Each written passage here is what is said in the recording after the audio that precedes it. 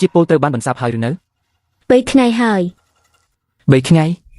មិនមែនមានន័យថាហួសពេលបន្សាបជាពលទេ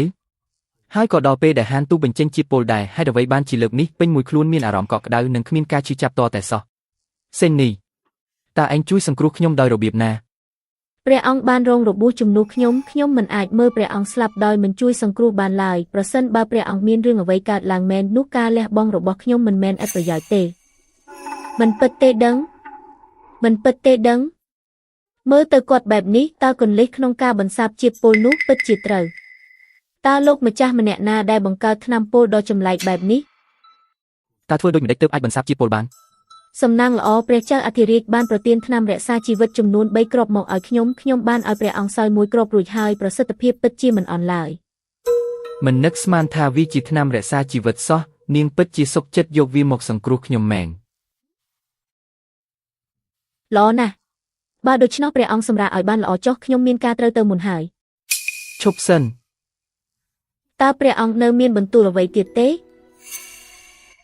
គ្មានអ្វីទេគ្រាន់តែចង់ប្រាប់ឯងថាលើកនេះព្រោះតែឯងរងរបួសជំនួសខ្ញុំសូមសន្យាថាចាប់ពីពេលនេះទៅនឹងមិនឲ្យនរណាម្នាក់ធ្វើបាបឯងសូម្បីតែបន្តិចឡើយ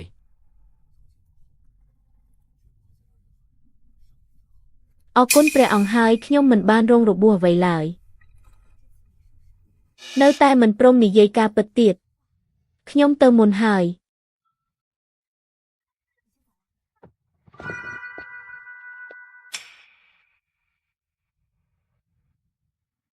នាងសុខចិត្តលះបង់ជីវិតដើម្បីសង្គ្រោះខ្ញុំប៉ុន្តែនៅតែត្រជាក់ស្រទុំដាក់ខ្ញុំដដែលតើមានរឿងអ្វីខុសឆ្គងឲ្យប្រាកដ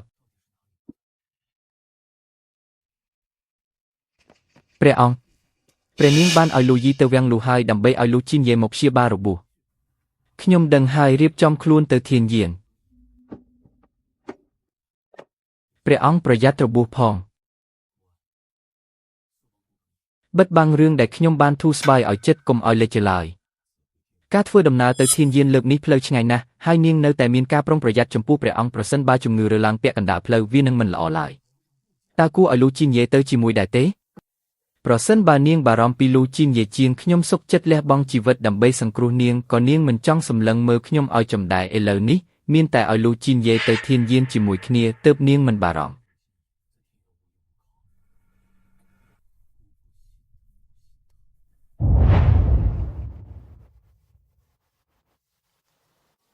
ស្លៀកពាក់ពណ៌ស្ពេញមួយខ្លួនពិតជាចេះរៀបចំខ្លួនណាស់ឲ្យបងស្រីមើលបន្តិចមើលតើថ្ងៃនេះចង់សម្ដែងរឿងអ្វីទៀត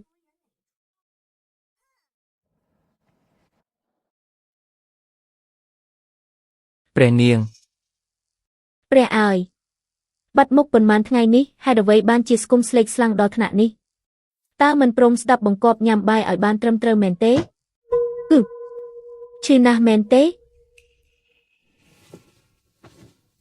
អរគុណព្រះនាងដែលបានចាត់មនុស្សឲ្យទៅព្យាបាលម្ដាយខ្ញុំគឺម្ដាយខ្ញុំគាត់បានទទួលមរណភាពកាលពីម្សិលមិញទៅហើយ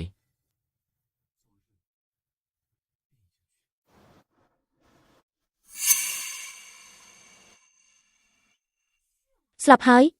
វិជាពេទ្យរបស់គ្រូពេទ្យចាំងគឺពូកែបំផុតនៅក្នុងប្រទេសណានចាស់ហើយតាគឺជីនយាយគ្មានសមត្ថភាពផ្ទាល់ខ្លួនឥឡូវនេះម្ដាយបានលាចាកលោកទៅហើយជីនយាយគ្មានអ្វីជំពាក់បំពេញទៀតឡើយជីនយាយ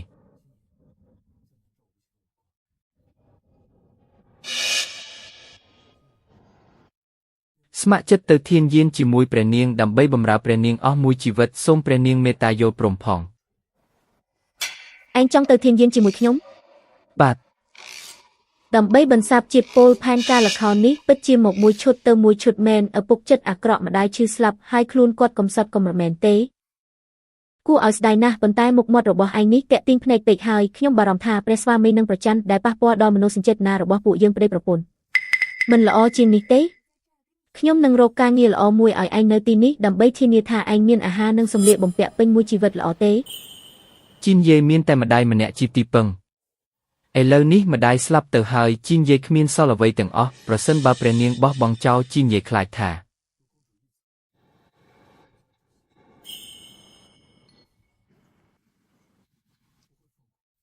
នេះពិតជាបដិញ្ញាចិត្តមិនព្រមបោះបង់អត្តសញ្ញាណរបស់លូជីនយាយនេះមែនចង់ទៅធានយានជាមួយខ្ញុំដល់ថ្នាក់នេះផង